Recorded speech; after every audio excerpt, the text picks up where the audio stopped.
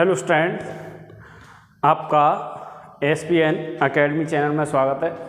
जैसा कि हम पढ़ रहे हैं class 10 subject chemistry lecture number 3 unit 1 रासायनिक अपक्रिया एवं समीकरण। तो देखिए इसके अंदर हमने अभिक्रियाओं के प्रकार पढ़ रहे थे। इससे पहले लेक्चर में हमने कुछ अपक्रियाएं पढ़ी थी, लगभग 7 से 8 अपक्रिया पढ़ी थी। और इससे पहले हमने बताया था बेसिक कि रासायनिक अपक्रिया एवं समीकरण क्या होता है। आज लेक्चर नंबर 3 में हम इस चैप्टर को कोशिश करेंगे ख़त्म करने की। इसके बाद हम जानेंगे, देखिए क्या NCERT के क्वेश्चन लगाएंगे और उनके आंसर दोगे यदि आपने चैप्टर पढ़ा है तो। और यदि आपको वीडियो समझ में आती है तो चैनल को सब्सक्राइब करो, वीडियो को लाइक करो और ज़्यादा से ज़्यादा शेयर करो, जिससे अन्य बच्चों का भी थोड़ा अच्छा हो पाए। तो देखिए इसके बाद हम चलते हैं, आइए मेरे साथ। देखिए अपक्रियाओं के प्रकार चल रहे थे। इसके बाद आपके पास अपक्रिया है कौन सी, नंबर जो भी है 5 ऊष्मा क्षेपी अपक्रिया। कौन सी अपक्रिया है? ऊष्मा क्षेपी अपक्रिया। तो देखिए बड़ी सिंपल सी बात है। ऊष्मा क्षेपी अपक्रिया किसे कहते हैं कि जैसे देखिए आपने कार्बन की क्रिया करी, कार्बन यानी ग्रेफाइट का अपर रूप है जिसको ऑक्सीजन के साथ क्रिया करी, तो इसमें से 94 किलो कैलोरी ऊष्मा क्या होती है, निकलती है। 94 और बनता क्या है, CO2। या तो इस अपक्रिया को हम ऐसे लिखें या क्या लिखें, C+O2 अपक्रिया CO2 + 94 किलो कैलोरी। तो कहने का मतलब क्या है, देखिए इतनी बात सबको समझ में आ रही है कि CO से क्रिया करेगा CO2 बनेगा। कहने का मतलब क्या है कि यदि अभिकारक में माइनस या उत्पाद में प्लस करके ऊर्जा दे रखी है तो समझो वो कौन सी अपक्रिया है, ऊष्मा क्षेपी अपक्रिया है। मतलब इतनी अपक्रिया प्राप्त हुई है, इतनी अपक्रिया में क्या हो रही है, निर्मुक्त निकल रही है। इससे स्वयं होने पर यह अपक्रिया हमको प्राप्त हो रही है, तो उसे ही बोलते हैं हम ऊष्मा क्षेपी अपक्रिया।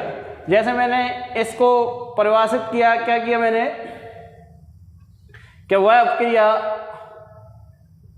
अपक्रिया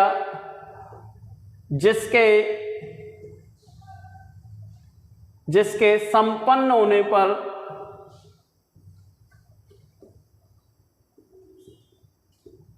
ऊष्मा क्या होती है, निर्मुक्त। निर्मुक्त मतलब निकलती है, निर्मुक्त होती है। क्या होती है, निर्मुक्त होती है। वह ऊष्मा क्षेपी अपक्रिया कहलाती है। क्लियर है?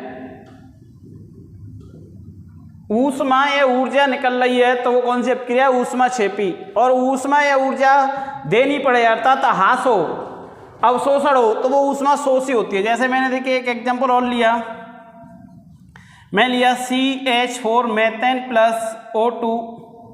मैंने कहा इसमें ऊर्जा आपको क्या करनी पड़ रही है, देनी पड़ रही है, प्लस तो देनी पड़ रही है, तब जाके क्या बनना है, CO2 + के H2O। क्योंकि देखिए CO से क्रिया करेगा CO2 बनाएगा, HO से क्रिया करेगा H2 बनाएगा। बैलेंस करोगे 4 है, यहाँ 2 लगाओगे और 2 और 2 4 हो गए, यहाँ 2 लगाओगे। या आप इसको क्या ले सकते हो, CH4 + O2 CO2 + H2O। यहाँ भी देखिए क्या हो रहा है, निकल रही है, तो माइनस और यहाँ क्या है, प्लस ऊर्जा। तो ये कौन सी अपक्रिया कहलाएगी, ये अपक्रिया कहलाएगी ऊष्मा क्षेपी अपक्रिया। क्लियर? कि ऊष्मा निकल रही है यानी कि अभिकारक की ओर धन चिन्ह, अभिकारक की ओर ऋण चिन्ह और उत्पाद की ओर धन चिन्ह यदि ऊर्जा के रूप में दिखाई दे रहा है तो वो कौन सी अपक्रिया है, ऊष्मा क्षेपी अपक्रिया है। अब देखिए इसके बाद आती है ऊष्मा शोषी अपक्रिया। कौन सी अपक्रिया, ऊष्मा शोषी अपक्रिया। तो शोषी मतलब शोषण होगा ऊष्मा का, वह कौन सी अपक्रिया कहलाएगी, ऊष्मा शोषी अपक्रिया कहलाती है। जैसे देखिए आपने कार्बन को क्रिया कराई सल्फर के साथ, गंधक के साथ, तो क्या हुआ कि यहाँ से मिला कार्बन डाई सल्फाइड, इस पे 4 इस पे 2 CH2। अब इसमें क्या होता है कि प्लस 20 किलो कैलोरी, या इसी अपक्रिया को हम क्या लिखें C+S अपक्रिया CH2 minus 20 kilo calorie, या मैं कहूँ 20,000 कैलोरी, क्या कहूँ मैं 20,000 कैलोरी। ऊष्मा क्या हो रही है, अवशोषण हो रहा है। यहाँ पे देखिए क्या हो रहा है, माइनस या प्लस, उत्पाद के अंदर प्लस, उत्पाद के अंदर प्लस है, ये क्या आपका अभिकारक। यदि उत्पाद के अंदर प्लस आता है इसके अंदर तो वो ऊष्माक्षेपी अपक्रिया है।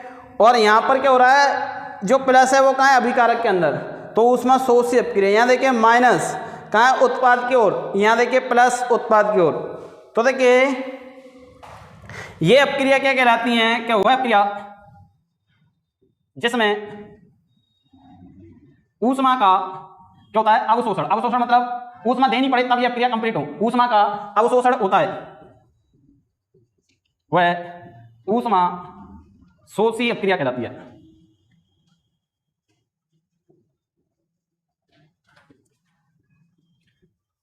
तो देखिए परिभाषा लिखना बहुत ही सरल है, जिसमें ऊष्मा क्या हो रही है, निकल रही है वो ऊष्मा क्षेपी, और देनी पड़ रही है वो ऊष्मा शोषी। अब देखिए बात होती है कि इसको पहचाने कैसे, तो मैंने आपको बताया किसी एक एंगल से पहचान लो आप, या तो उत्पाद में देख लो, क्या देख लो, उत्पाद में माइनस, सॉरी अभिकारक में माइनस, अभिकारक में माइनस, तो ऊष्मा क्षेपी मतलब निकल रही है माइनस, और उत्पाद में प्लस तो भी ऊष्मा क्षेपी, या फिर ऊष्मा शोषी के लिए क्या है कि अभिकारक में प्लस या उत्पाद में माइनस, तो ऊष्मा शोषी अपक्रिया है। क्लियर है। अब देखिए इसके बाद आती है आपकी ऑक्सीकरण और अपचयन अपक्रिया। कौन सी अपक्रिया, ऑक्सीकरण और अपचयन। इसका स्क्रीनशॉट ले लो चाहो तो। अब आती है आपकी ऑक्सीकरण अपक्रिया,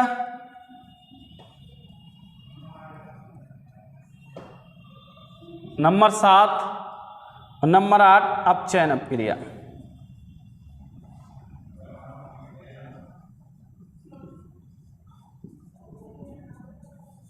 तो देखिए कुछ नहीं, सिंपल सी बात है, इस अपक्रिया को हम कई प्रकार से पढ़ सकते हैं। इसको उपचयन भी कहते हैं,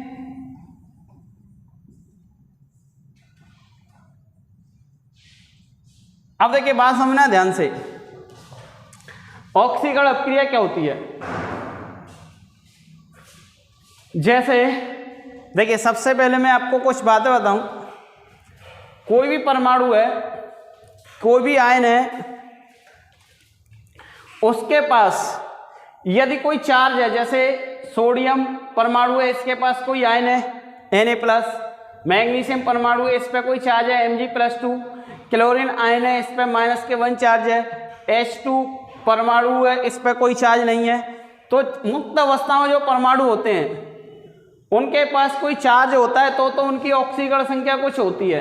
क्या होती है, कुछ ऑक्सीकरण संख्या होती है, जो जितना चार्ज होता है। जैसे मैग्नीशियम पे 2 चार्ज है तो इसकी ऑक्सीकरण संख्या 2 हो गई, इस पर -1 है तो इसकी ऑक्सीकरण संख्या -1 हो गई, इस पर 1 है तो इसकी +1 हो गई। ये इस पर कोई चार्ज नहीं है तो इसकी ऑक्सीकरण संख्या 0 है। तो कहने का मतलब क्या हुआ कि जिनके पास कोई चार्ज होता है तो उनकी ऑक्सीकरण संख्या उतनी होती है, और नहीं होता है तो नहीं होती है।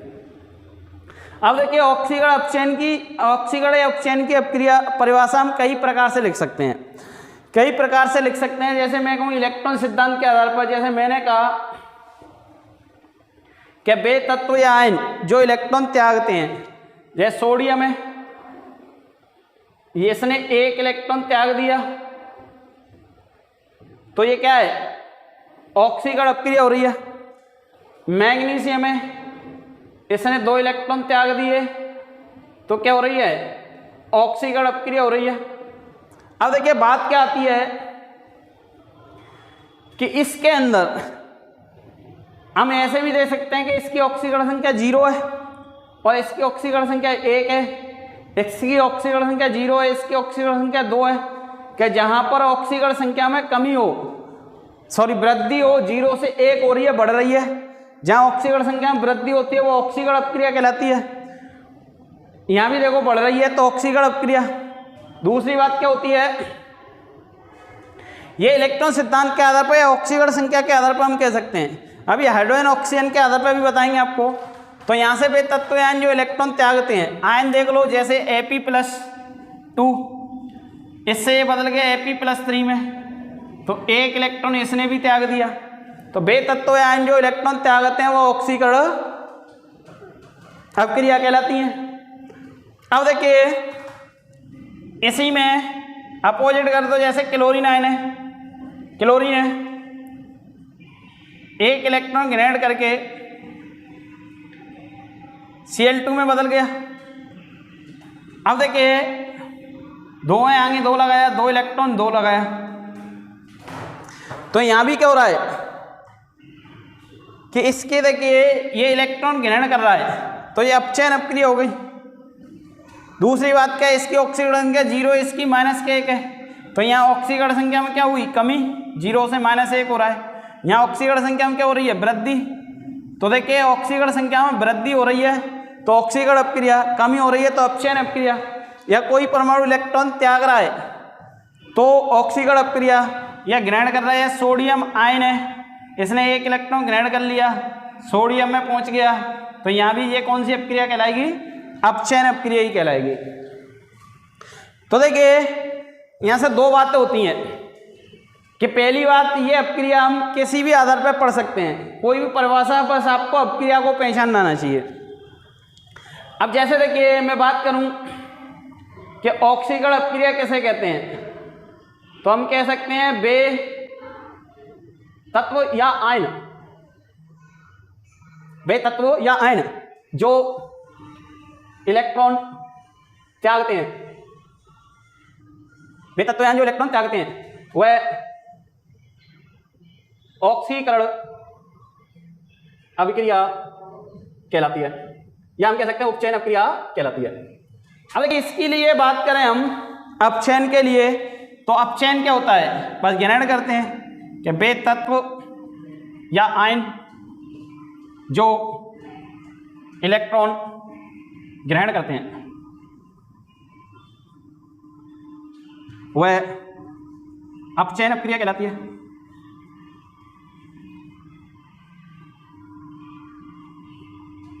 अब देखिए इसी अपक्रिया को हम और भी कई प्रकार से जान सकते हैं,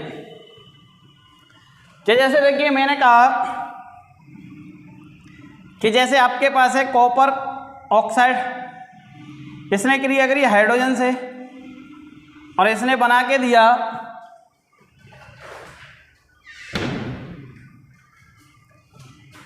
HO से क्रिया करके क्या बनाएगा H2O, और Cu क्या हो गई, अलग हो गई मुक्त अवस्था में। इसको हम कह सकते हैं किसके आधार पर, ऑक्सीजन और हाइड्रोजन के आधार पर। तो देखिए यहाँ हम देखेंगे कि यहाँ ऑक्सीजन एक है, यहाँ कुछ भी नहीं है, तो यहाँ क्या हो गई, ऑक्सीजन में कमी हो गई। ऑक्सीजन में कमी होना क्या कहलाता है, उपचयन अपक्रिया कहलाता है। क्या कहलाता है, उपचयन अपक्रिया। क्या कहलाता है, उपचयन अपक्रिया। अब यहाँ देखो, यहाँ ऑक्सीजन एक भी नहीं है, लेकिन यहाँ एक ऑक्सीजन है, तो यहाँ ऑक्सीजन में वृद्धि हो गई, तो यह क्या कहलाता है, उपचयन अपक्रिया। अब देखिए ये अपचयन, ये उपचयन, यहाँ क्या हुआ, ऑक्सीजन में कमी, सॉरी वृद्धि, और यहाँ क्या हुआ, ऑक्सीजन में कमी। तो इस आधार पर भी आप परिभाषा लिख सकते हो कि वे पदार्थ या वह अपक्रिया जिसमें ऑक्सीजन का क्या हो, ह्रास मतलब कमी हो, वह अपचयन अपक्रिया कहलाती है, और जिसमें ऑक्सीजन की वृद्धि हो वह उपचयन अर्थात ऑक्सीकरण अपक्रिया कहलाती है। क्लियर। अब देखिए यहाँ हमें दिखाई दे रहा है कि हम इस आधार पर भी कह सकते हैं। और देखिए एक एग्जांपल और देखिए, जैसे मैंने लिखा ZnO प्लस कार्बन अपक्रिया ZN प्लस CO, तो देखिए हम यहाँ देखेंगे तो यहाँ क्या हो रहा है, ऑक्सीजन की कमी, ऑक्सीजन की कमी है तो ये कौन सी अपक्रिया हो गई, अपचयन अपक्रिया।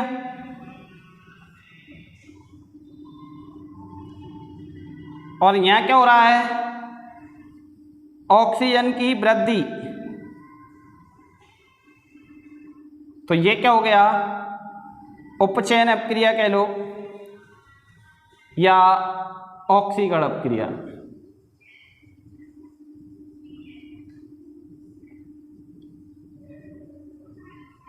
तो देखिए आप किसी भी आधार पर इसको पढ़ सकते हो, इलेक्ट्रॉन, या हम कह सकते हैं यहाँ देखिए ये 0 है, यहाँ एक है, ऑक्सीकरण संख्या में वृद्धि हो रही है तो भी ऑक्सीकरण अपक्रिया, इलेक्ट्रॉन त्याग रहे हैं तो भी ऑक्सीकरण अपक्रिया, ऑक्सीजन का योग हो रहा है तो भी ऑक्सीकरण अपक्रिया। इन दोनों में दो कंडीशन होती हैं, या तो ऑक्सीजन का योग हो या ये ऑक्सीजन की कमी हो, या तो वृद्धि या कमी।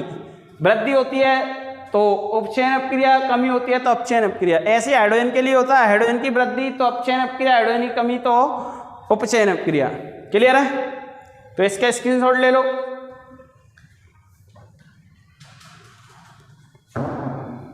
इसके बाद हम जानेंगे, क्या जानेंगे, ऑक्सीकारक पदार्थ।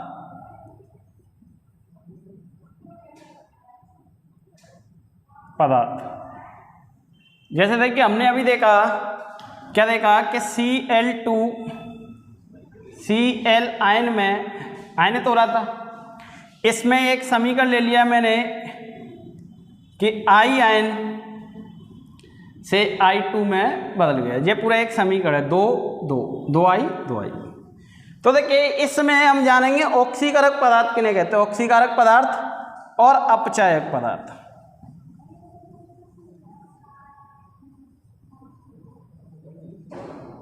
तो देखिए ऑक्सीकारक पदार्थ हमने यहां देखा कि ये क्या हो रहा था, इलेक्ट्रॉन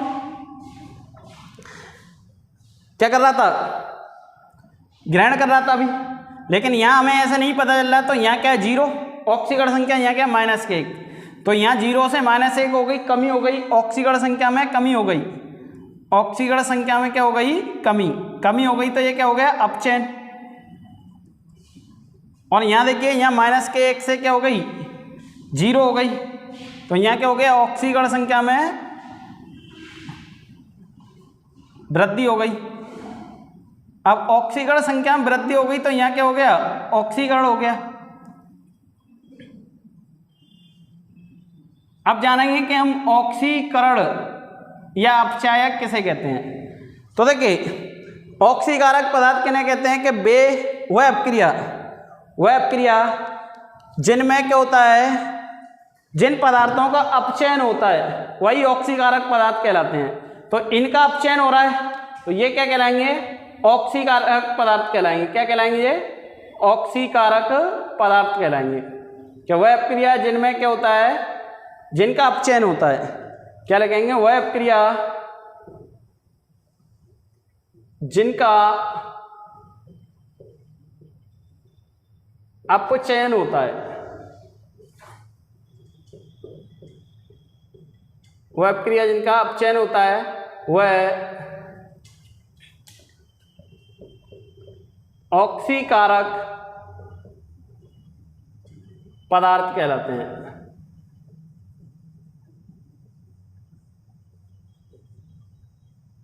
क्लियर है?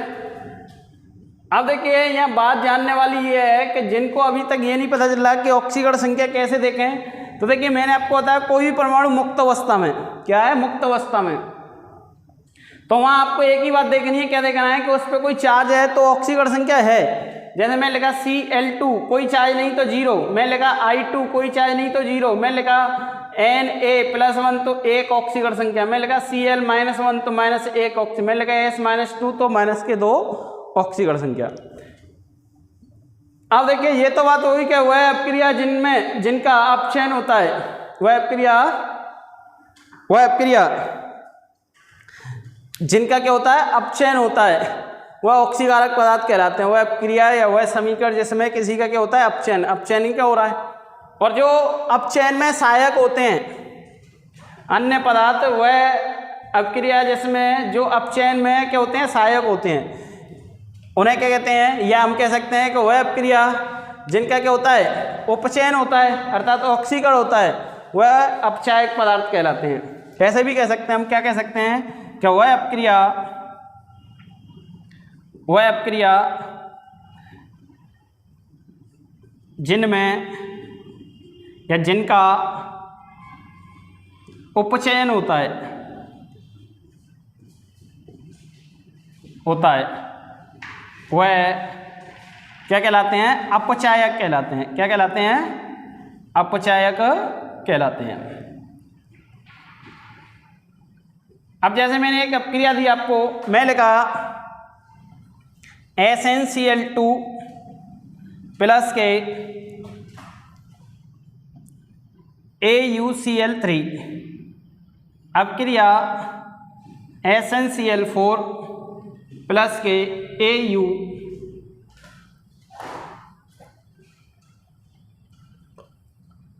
अब देखिए इस अपक्रिया के अंदर हमें क्या जानना है,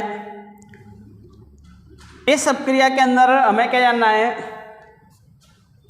कि इसमें कौन अपचायक है, कौन ऑक्सीकारक है। तो देखिए आपने सबसे पहले क्या देखा, सबसे पहले इस अपक्रिया को बैलेंस कर लो।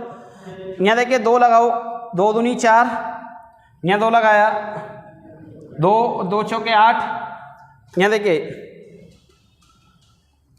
यहाँ कितने हो गए, 2 तिया 6 और 4 10, यहाँ लगाओ 3, बैलेंस हो गया, 3 दूनी 6 और 2 तिया 6, यहाँ आपने लगाया 3 चौक 12, 3 SN 2 AU 2 AU। अब देखिए यहाँ क्या दिखाई दे रहा है आपको, यहाँ आपको जानना है कि किसका क्या हुआ, ऑक्सीकारक और कौन इसमें अपचायक पदार्थ है। तो आपने देखा देखिए SN की तुलना SN से की, अब यहाँ देखिए और AU की तुलना AU से की। अब देखिए जिनका ऑक्सीकरण संख्या आपको निकालना नहीं आता, अभी ये मुक्त अवस्था में, यहाँ तो इसकी पता चल रही है कि इसकी 0 है, लेकिन बाकी इनका नहीं पता चल रहा है। तो देखिए इनका भी आप निकाल सकते हो। जैसे SnCl2 है, इसमें SN की ऑक्सीकरण संख्या निकालो और उस SN की ऑक्सीकरण संख्या निकालो, कमी हो रही है तो क्या होगी, अपचयन अपक्रिया, अपचयनी अपक्रिया आपका ऑक्सीकारक होगा। वृद्धि हो रही है तो क्या होगी, ऑक्सीकरण अपक्रिया, ऑक्सीकरण अपक्रिया ही क्या कहलाएगा, आपका अपचायक पदार्थ कहलाएंगे। तो देखिए यहाँ कैसे निकालते हैं कि SN प्लस Cl2 दोनों को क्या कर दो, अलग कर दो, जिसकी निकालनी है उसको x मान लो और जिसका आपको बचा है उसका आवेश लगेंगे। तो इसका आवेश कितना है, -1 गुणा 2 बराबर 0। अब x माइनस के 2 बराबर 0, अब x बराबर क्या आ गया 2। तो यहाँ आपने देखा ऑक्सीकरण संख्या 2। अब यहाँ आपने देखा कि देखिए यहाँ 4 Cl है, अभी 2 Cl थी तो 2 आया, 4 है तो 4 आएगा। यहाँ आपने देखा AU को x मान लें, यहाँ 3 है तो 3 आएगा। तो यहाँ आपने 2 से SN की तुलना SN से की तो 2 से 4 हो रहा है, 2 से क्या हो रहा है 4। अब 2 से 4 हो रहा है तो ये वृद्धि हो रही है, क्या हो रही है, ऑक्सीकरण संख्या में क्या हो रही है, वृद्धि। अब ऑक्सीकरण संख्या में वृद्धि हो रही है तो ये क्या हो गई, ऑक्सीकरण अपक्रिया। अब ऑक्सीकरण अपक्रिया हो गई तो इसी को हम क्या बोलेंगे, अपचायक, क्या कहेंगे, अपचायक पदार्थ कहेंगे इनको। अब हमने देखा यहाँ 3 से क्या हो रही है, 0 हो रही है, 3 से क्या हो रही है 0। अब 3 से 0 हो रही है तो देखिए यहाँ क्या निकल के आ रहा है आपका, 3 से 0 में क्या हो रही है, ऑक्सीकरण संख्या में, ऑक्सीकरण संख्या में क्या हो रही है, कमी। अब कमी हो रही है तो कौन सी अपक्रिया हो गई, अपचयन। अब अपचयन अपक्रिया हो रही है तो वही क्या कहलाते हैं, ऑक्सीकारक पदार्थ कहलाते हैं। क्लियर है। तो यहाँ आपने ये भी जान लिया कि ऑक्सीकारक पदार्थ किन्हें कहते हैं कि जिनका क्या हो रहा है, अपचयन उन्हें ऑक्सीकारक, जिनका हो रहा है ऑक्सीकरण उन्हें अपचायक पदार्थ कहलाते हैं। ऑक्सीकरण संख्या निकालना नहीं आता है तो इस प्रकार से भी निकाल सकते हो आप। और जैसे आपने देखा AuCl3 की निकालनी है AU की, तो जिसकी भी आपको निकालनी है उसको x मान लो, उसके बराबर क्या मान लो, 0 मान लो। क्या मान लो, 0 मान लो। इसकी निकालनी है, इसको x मान लेंगे प्लस इसका आवेश कितना होता है, -1, पीछे पहुंच जाओ 0, x माइनस के 3 बराबर 0 और x बराबर क्या आएगा 3। तो इस प्रकार ऑक्सीकरण संख्या निकाल सकते हो। यहाँ से ये बात क्लियर है तो आप इसका भी स्क्रीनशॉट ले लो। अब देखिए इसके बाद जो अपक्रिया के प्रकार थे वो तो हो गए खत्म हमारे। अब 2 टॉपिक और बचते हैं इसमें, विकृति गंधता और संचारण। तो देखिए क्लास 10th की बात करें तो इसी लेक्चर में ये चैप्टर आपका क्या हो जाएगा, खत्म हो जाएगा। अब इसके बाद हम आपको एनसीईआरटी के जितने भी प्रश्न होंगे वो सारे प्रश्न कराएंगे। तो इसलिए आपको वीडियो अच्छी लग रही है तो वीडियो को लाइक करो, शेयर करो। अब इसके बाद देखिए हम जानते हैं संचारण। तो देखिए संचारण क्या होता है, कोई भी धातु है नमी और O2 के संपर्क में आती है तो धीरे धीरे क्या होती है, नष्ट होने लगती है, अभिक्रिया कर लेती है, उसी को क्या बोलते हैं, संचारण कहते हैं। तो देखिए संचारण की परिभाषा जाने तो वही बात है जो मैंने बोला है आपको कि कोई भी धातु नमी और ऑक्सीजन के संपर्क में आने पर उनका धीरे धीरे नष्ट होना प्रारंभ हो जाता है, उसे ही क्या बोलते हैं, संचारण कहते हैं। वही हम लिखेंगे इसमें क्या होता है कि जब नमी व ऑक्सीजन के संपर्क में आती हैं या ऑक्सीजन से अभिक्रिया करती हैं तो वह धीरे धीरे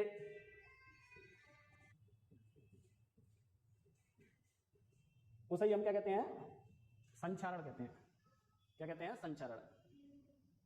जैसे आपने देखा होगा लोहे पर जंग लगना, ये भी क्या एक संचारण है। जैसे मैं कहूँ एग्जाम्पल, लोहे पर जंग लगना संचारण। चांदी की धातुओं पर काली परत चढ़ना वो भी क्या, संचारण। तो वही मैं कह रहा हूँ, जब धातु नमी व ऑक्सीजन के अभिक्रिया करती हैं तो वह धीरे धीरे क्या होती है, नष्ट होने लगते हैं, उसे ही क्या बोलते हैं, संचारण कहते हैं। अब जैसे मैं एग्जाम्पल दूं, जैसे लोहे पर जंग लगना,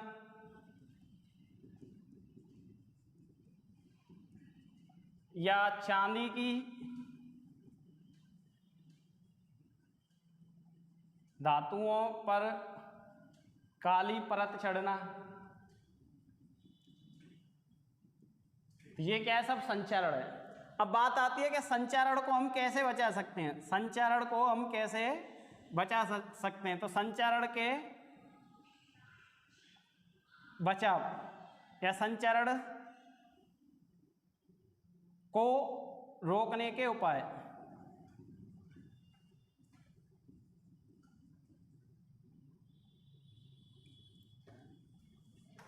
संचारण को रोकने के उपाय, तो देखिए सिंपल सी बात है, संचारण को आसानी से रोका जा सकता है। कैसे,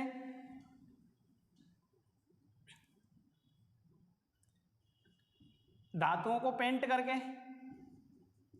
धातुओं को क्या करके, धातुओं को पेंट करके बचाया जा सकता है।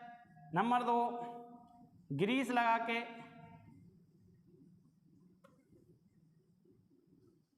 ग्रीस लगाकर। नंबर 3, नमी रहित स्थान पर रखकर।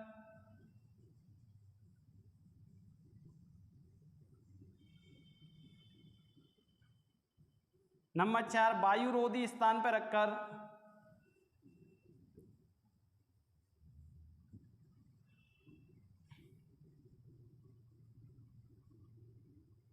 तो देखिए ये भी बात आपको समझ में आई क्या आया कि जब धातु नमी और ऑक्सीजन से अपक्रिया करती हैं तो वो धीरे धीरे नष्ट होने लगती हैं, उसे ही संचारण कहते हैं। जैसे लोहे पर जंग लगना, चांदी की धातुओं पर काली परत का चढ़ना। ऐसे ये संचारण को रोकने के उपाय, धातुओं को पेंट करके संचारण से रोका जा सकता है, ग्रीस लगाकर भी रोका सकता है, नमी रहित स्थान पर रखकर और वायुरोधी स्थान पर भी रखकर इनको संचारण से रोका जा सकता है। अब इसके बाद आती है विकृति गंधता। क्या आती है, विकृति गंधता। तो देखिए संचारण की तरह ही ये है विकृति गंधता। क्या होता है कि जो आपका वसायुक्त तेलीय खाद्य पदार्थ होते हैं उनको आप लंबे समय तक रख देते हो तो क्या होता है कि उनमें धीरे धीरे क्या होता है, उनका स्वाद चला जाता है और उनमें से दुर्गंध आने लगती है, उसे ही विकृति गंधता कहते हैं। क्लियर है, क्या बोला मैंने, कि जब वसायुक्त तेलीय खाद्य पदार्थों को, जब वसायुक्त तेलीय खाद्य पदार्थों को लंबे समय तक समय तक रखते हैं तो उनमें से क्या होती है, उनमें से दुर्गंध आने लगती है या उनका स्वाद खत्म हो जाता है। तो देखिए क्या कह रहा है कि जब वसा युक्त तेलीय खाद्य पदार्थों को लंबे समय तक रखते हैं तो उनमें से दुर्गंध आने लगती है या फिर उनका स्वाद खत्म हो जाता है। उसे ही क्या बोलते हैं हम, विकृति गंधता कहते हैं। क्या कहते हैं, विकृति गंधता कहते हैं। अब देखिए इसमें भी विकृति गंधता के उपाय हो सकते हैं, भी गंधता कह सकते हैं। तो विकृति गंधता के भी उपाय हो सकते हैं कि विकृति गंधता को भी कैसे खाने पीने पदार्थों को बचाया जा सके। तो देखिए आप जानते हो कि इनको इनको आप ठंडा करके, खुले वातावरण में ठंडा करके भी बचाया जा सकता है, ऑक्सीजन ना हो वहाँ पर। दूसरी बात क्या होती है कि सूर्य का प्रकाश ना पड़े तो भी इनको विकृति गंधता से बचाया जा सकता है। तो देखिए इस प्रकार आप विकृति गंधता से भी आप इनको बचा सकते हो। जैसे कि आपने देखा है कि आलू के चिप्स या कुरकुरे वगैरह की जो पाउच होती हैं वो लंबे समय तक रहती हैं लेकिन उनमें स्वाद नहीं जाता है। तो उसका कारण क्या होता है कि उनमें ऑक्सीजन ना होते हुए, ऑक्सीजन ना रखते हुए क्या है, नाइट्रोजन का प्रयोग करते हैं, तो इसलिए वह लंबे समय तक चल जाते हैं। वही मैं कह रहा हूँ कि वायुरोधी स्थान पर रख के भी विकृति गंधता से बचाया जा सकता है। और क्या करते, आप इनको फ्रिज में भी रख के या फिर प्रकाश वाले स्थान से हटाकर भी इनको विकृति गंधता से बचाया जा सकता है। तो देखिए इस प्रकार ये आपका पूरा चैप्टर खत्म होता है। 3 लेक्चर में आपका पूरा चैप्टर हो गया। अगले वीडियो में हम मिलेंगे, इसके एनसीईआरटी के क्वेश्चनों को कराएंगे। तो जिन बच्चों ने अभी तक वीडियो नहीं देखी है वो जाके सारी वीडियो देख ले, जिससे उनके कम से कम 5 नंबर पक्के हो सकें बोर्ड के लिए। वीडियो को देखिए और वीडियो पसंद आए तो चैनल को सब्सक्राइब करो, वीडियो को लाइक करो। धन्यवाद।